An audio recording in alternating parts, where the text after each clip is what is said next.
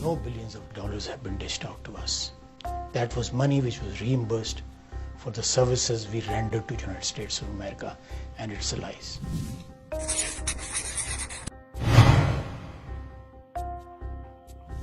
I'll be a bit frank. Instead of looking inwardly and try to find what has happened in Afghanistan in the last 10 years or 15 years, you're trying to find scapegoats in our region, especially Pakistan. Now let me ask a question.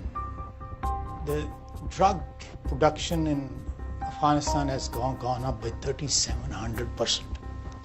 The volume is $120 billion. Are we responsible for that? Daesh is there in 3 provinces.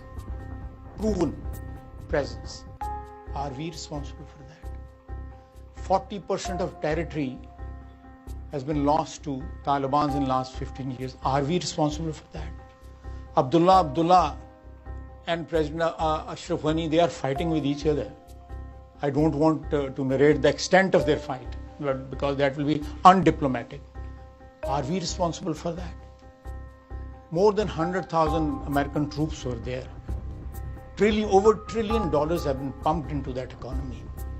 The corruption, the Taliban selling their weapons, Afghan soldiers selling their weapons in open market, in open auction to the Taliban. Are we responsible for that?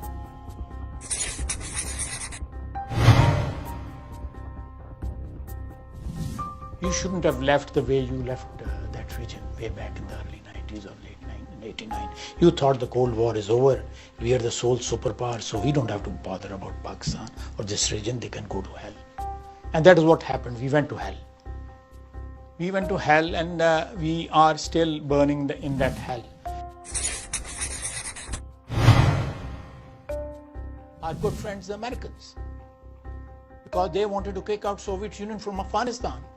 That was the objective, and we supported. We supported, and in the process, our ethos was destroyed.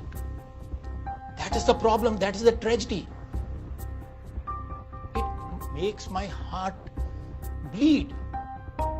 I belong to the generation which has seen the Pakistan of 50s and 60s and 70s, and which are looking at Pakistan of 90s and then the last decade. Some of these things have become irreversible for us. The people you are naming, the people you are talking about, the people President Trump is talking about, as politicians or as government officials, as people who are responsible for running the country, some of these things cannot be reversed overnight, because we inducted or we developed that sort of culture or ethos deliberately to justify an intervention, to become a proxy. Let me say it openly, to become a proxy, to legitimize that relationship which was perhaps not legitimate. So, intervention in Afghanistan. So Minister, we are paying a very heavy price. Let me tell the audience, we are paying a very heavy price. A whole generation of my country doesn't even remember what was Pakistan like 30 years back or 40 years back. It was a liberal country where everybody could breathe. Different sects could live together. Minorities could live together. Christians, Hindus, Muslims, Shias, Sunni, Barelvi, Wahhabi, they were all Pakistanis.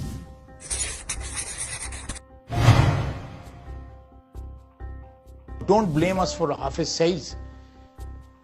These were the people who were your darlings. Just only 20 years, 30 years back. They were being dined and wined in White House. And now you say, go to hell, Pakistanis, because you are nurturing these, I don't want to use the word for them.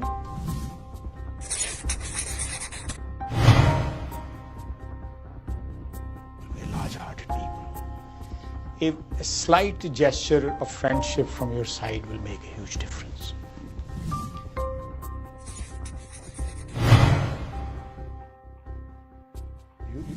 You're saying Pakistan doesn't matter to India anymore. I'm saying that if you go to Delhi, you'll hear certain strains of foreign policy saying, oh, we have Pakistan's in the rearview mirror. You know, it's all about China and East Asia for us and the United States. But they keep looking in the rearview mirror. That could be fatal, you.